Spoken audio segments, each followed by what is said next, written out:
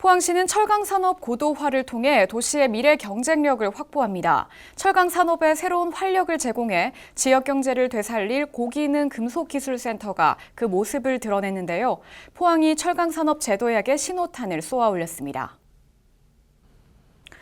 포항시는 28일 철강산업 제도약 기술개발 사업의 핵심 시설인 고기능 금속기술센터 준공식을 개최했습니다.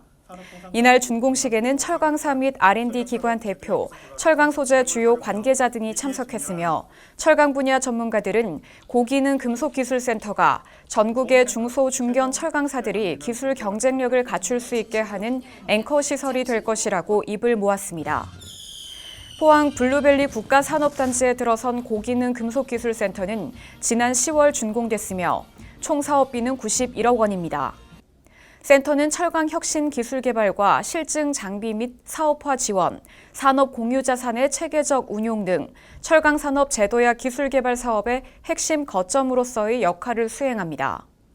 또 시는 사업비 115억 원을 추가 투입해 센터 내 실험동에 철강업계의 수요가 높은 일렉트로 슬래그 제용의 정련로, 초고압 수분사 분말 제조 장치 등 8종의 시험 평가 장비를 2025년까지 도입할 예정입니다. 문화도시 포항이 한 뼘 더 성장합니다. 시는 문화도시 포항의 가치와 성장에 초점을 둔 문화마을 포포낙락 축제를 열었는데요. 이번 축제는 시민기획단이 직접 기획하고 실행한 축제라는 점에서 그 의미가 남달랐다고 합니다. 축제 소식 전해드립니다. 포항시는 지난 3일과 4일 이틀간 문화예술 팩토리 도시숲에서 2022년 문화도시 성과 공유축제 문화마을 포포낙락을 개최했습니다. 이번 축제는 포항시가 법정 문화도시 3년차를 맞이해 그동안 축적한 사업 성과를 문화마을이라는 장소 가치로 녹여 공간별 다양한 시민 참여형 프로그램으로 풀어냈습니다.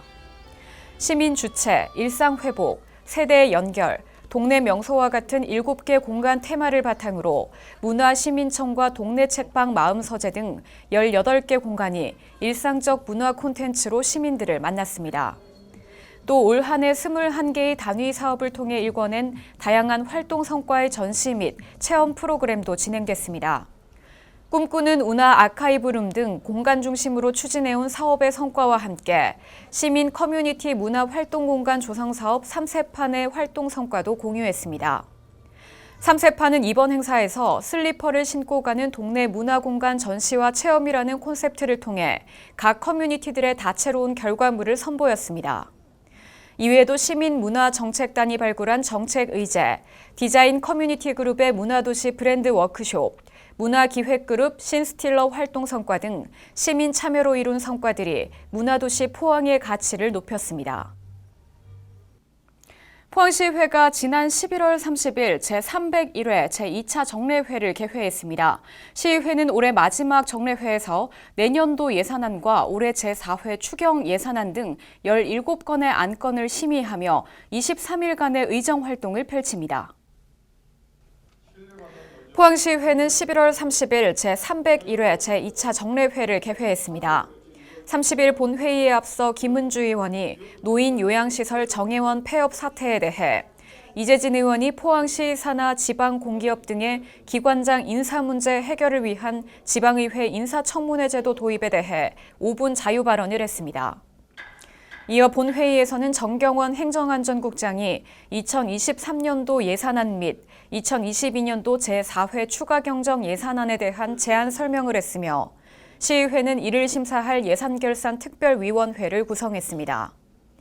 예결위 위원장에는 백강훈 의원이, 부위원장에는 전주형 의원이 선출됐습니다.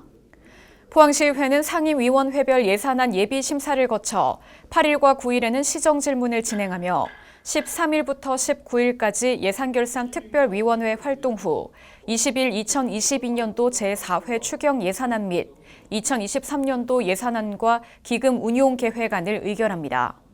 이후 22일 각종 조례안 등을 처리하고 올해 의정활동을 마무리할 계획입니다.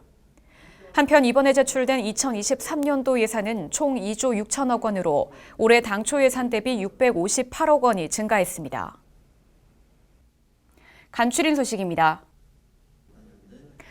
포항시는 29일 전국 최초 민관 협력을 통한 데이터 경제로의 전환을 위해 경북의 지산 학연 130개 기관과 빅데이터 혁신 생태계 구축 전략 완료 보고회를 가졌습니다. 이날 완료 보고회에서는 포항시가 데이터 선도도시로 도약하기 위한 빅데이터 혁신 생태계 구축 전략을 발표하고 데이터 융합을 통해 새로운 가치를 창출하는 데이터 경제로의 전환에 모든 기관이 협력하기로 했습니다. 제5회 포항 60플러스 취업 한마당이 지난 2일 개최됐습니다. 양질의 노인 일자리 창출을 통해 노인 사회 참여기회를 확대하기 위해 추진된 이번 행사에는 600여 명의 구직자가 참여했습니다. 행사에서는 구직자 면접, 상담 및 채용 정보 제공 등이 진행됐으며 증명사진 촬영관과 같은 이벤트 부스도 참여객들의 호응을 얻었습니다. 12월 3일과 4일 양일간 구룡포 아라광장 일원에서 제23회 포항 구룡포 과메기 축제가 열렸습니다. 이번 축제는 포항이 동해안 수산물 최대 생산지임을 널리 알려 판로를 확대하고 우수 수산물 소비를 촉진하기 위해 마련됐습니다. 축제에서는 특산품 깜짝 경매쇼, 라이브 커머스 등 체험 판매 행사가 진행됐고 구룡포 가요제와 같은 다양한 볼거리도 있었습니다. 지난 12월 3일 중앙상가 일원에서 성탄트리 점등식이 열렸습니다. 이날 행사에서는 여러 축하 공연과 함께 점등 예배, 성탄트리 점등식이 진행됐습니다. 네, 포항시 도시 브랜드를 공모합니다. 우리 시의 성격과 가치, 정체성을 명확하게 전달할 수 있는 여러분의 참신한 아이디어를 기다리고 있는데요. 민선 8기 비전 및 정책 방향과 부합하는 도시 브랜드를 함께 고민해 주시면 됩니다.